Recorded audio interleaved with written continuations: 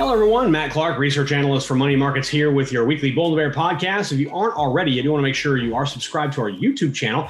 If you're not there already, head over to youtube.com, type in Money and Markets. We've got the green Bull and Bear logo. Once you get there, you'll be able to subscribe to our channel and then mash that notification bell and get notified every time we release a new video. And we have tons of features out there. We've got videos with Chief Investment Strategist Adam O'Dell, Green Zone Fortunes coder Charles Sizemore, and myself, and we do videos each and every week, so you don't want to miss that. Now, I want to move on with today's podcast. Cryptocurrencies are hot. They have been hot for a while, and they remain a hot commodity for retail and institutional investors alike. It really doesn't matter whether you are experienced or inexperienced. Odds are you are trying to dip your toe into the crypto market. Bitcoin, for example, it surged back to around $60,000 earlier this week after trading between $36,000 and $48,000 since August. And investors are turning to cryptocurrency for a lot of different reasons. Unlike traditional currency, cryptos can't be printed, they can't be seized, and they potentially do provide a safe store of value. And that value can't be diluted as there is typically a limited supply of the particular cryptocurrency. And so basically they're protected against potential inflation.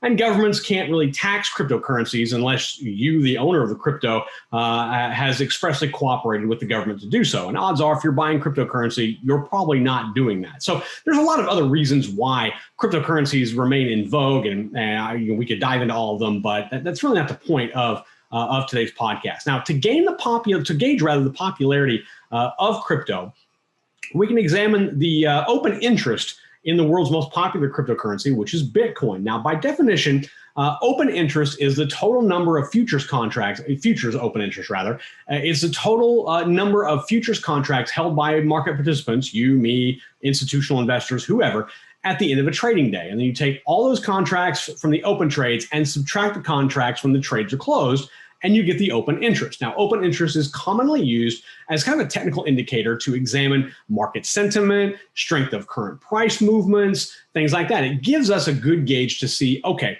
where does the market seem to think this is going, and is its current price sustainable?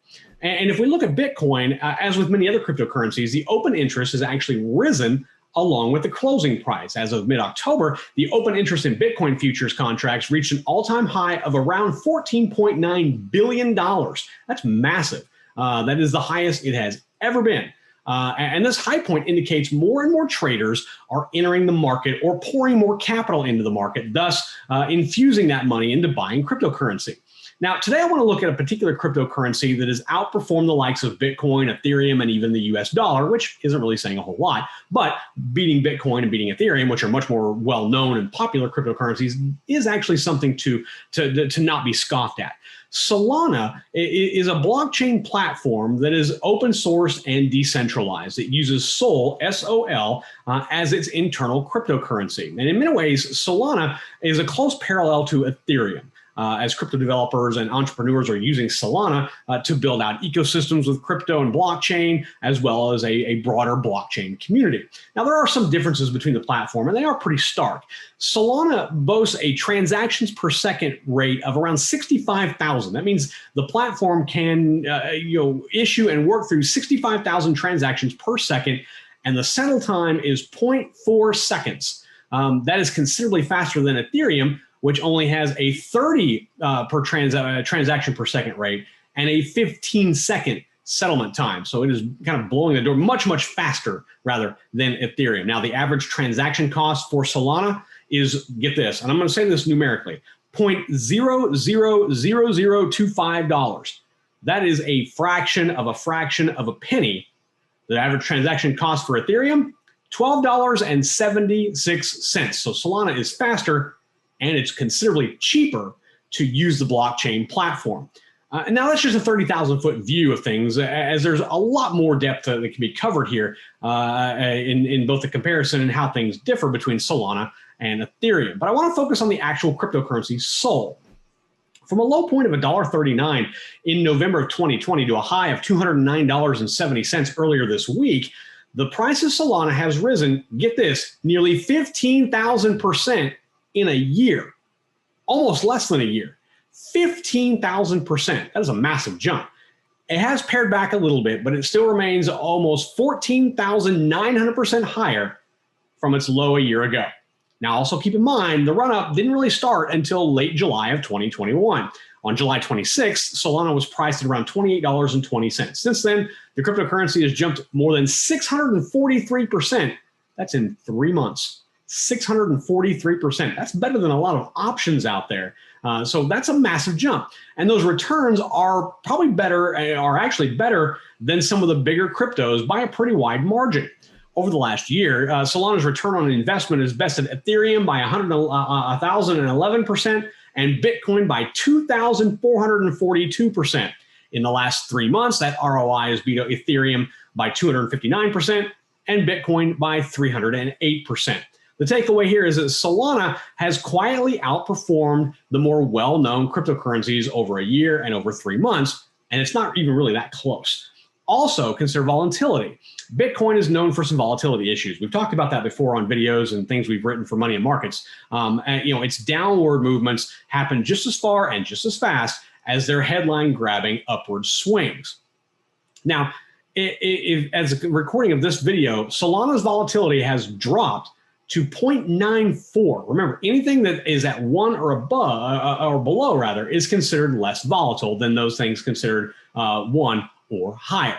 We can look at Solana's open interest. Now we're going to circle back to determine why the price continues to move and how stable that price might be.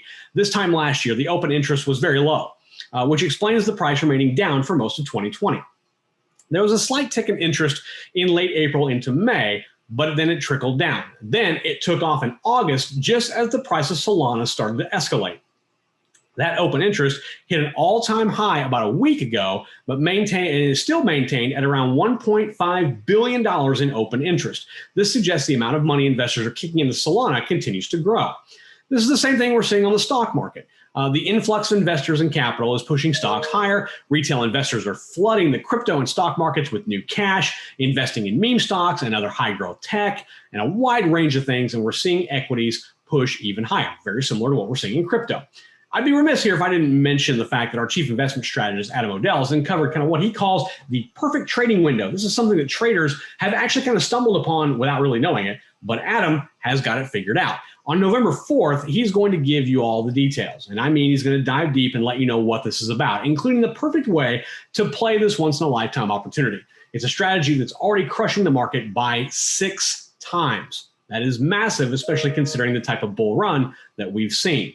Now, we'll have a link up above here on YouTube, and we'll try to give you one of the show notes as well if you're listening to this as just a traditional podcast, to give you the opportunity to reserve a VIP slot for this life-changing event. So I'd be remiss not to tie all that back together. Now, I do want to look at the results from our latest YouTube poll.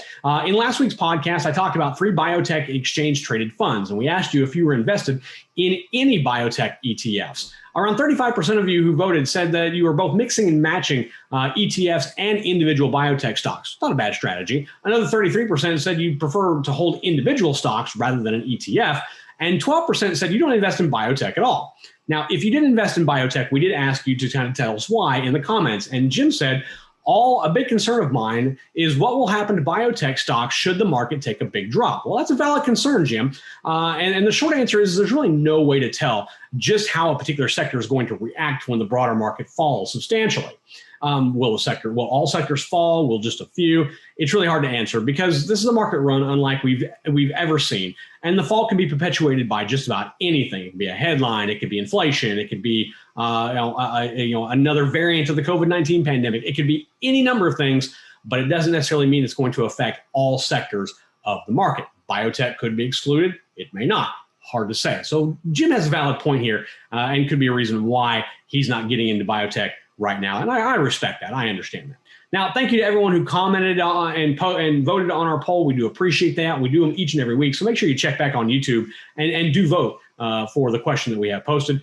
We do these polls. Check our community tab. That is where they're at. And you can see what we're going to ask next. We have a lot of great content here on our YouTube channel. We've got Ask Adam Anything, Investing with Charles, our weekly marijuana market update. We are also working to provide maybe a new video series involving a particular sector of the market. So make sure you check back, and we'll let you know more about that once we have all that all those questions answered. We should have those answered relatively soon.